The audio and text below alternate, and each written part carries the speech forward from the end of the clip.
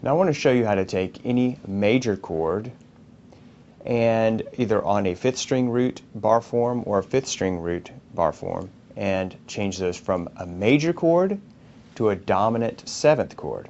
Okay? This is a really powerful technique and it's pretty simple actually. All you're going to do, let's take our A chord for example. There's my A major form. If I want to make this chord a dominant chord, I need to take the octave. An octave is 8 notes, right?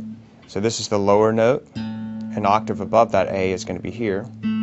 Here it's the same note, okay, and an octave above that would be, which instead of playing that note here, I'm going to play it here. So let me show you that again. Just so you understand just somewhat of how these 6-string root bar chords work, it's basically 3 different octaves all within the same chord. Or I should say 2 different octaves, my bad. 3 different notes. This is hard to explain, but there are 3 different notes that I'm going to fret here on the fretboard. Okay? But they're all the same pitch.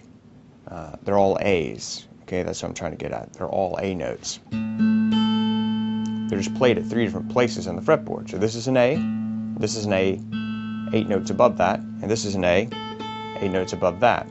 So all of these 6-string root bar chords have octaves. Okay, they have 3 different notes here. They're all, they're all A's, but they're played at different octaves. All right, so let's say, for example, just so you understand this concept, we're going to do it on G, right? This is a G, this is a G, and this is a G.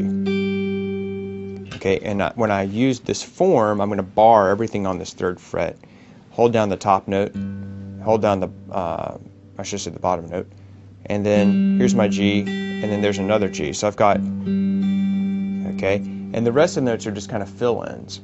So let me show you one more. If this is F, okay, F here, and then I'm playing F on this 6th string, or on the 1st string on this very 1st fret. Okay, and this is actually a good exercise just to be able to play all those octaves.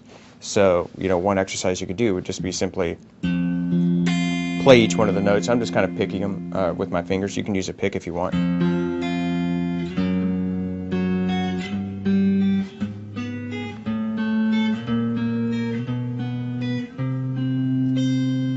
Now, why is that important? It's important because I want you to understand that the rest of the notes in that chord are not A's, or they're not, they're not part of the root. So if this is a G chord, all of these notes are G's. Okay? And then the other notes are, at different intervals, either a 3rd or a 5th or a 7th or something like that. But you kind of need to know where those root notes appear in the chord, because those are not going to change ever. So if you're playing like a C minor chord, you need to know where the C's are. If you're playing a G chord, you know where those G's are.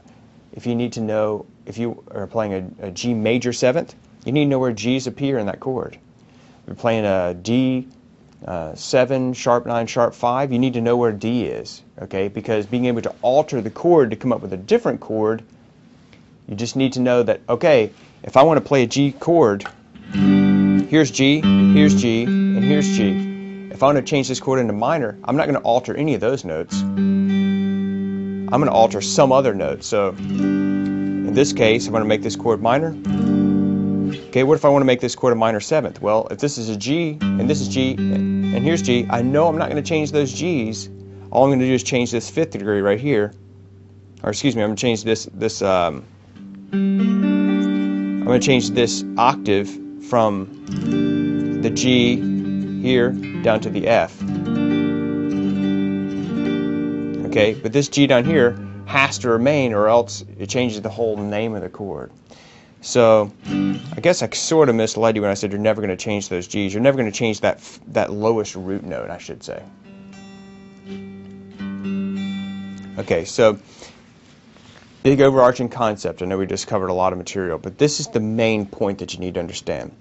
In this 6-string root form, like this, if I want to make this chord, or I should say, this 6-string root form, the octaves are going to be here, here, and here.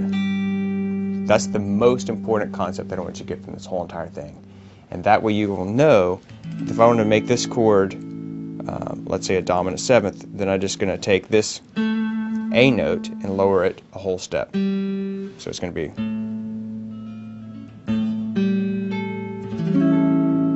Now I went from A major to an A dominant 7th. Okay? So big concept to get, the octaves on a 6-string root bar chord are going to be here, here, and here. Here, here, and here.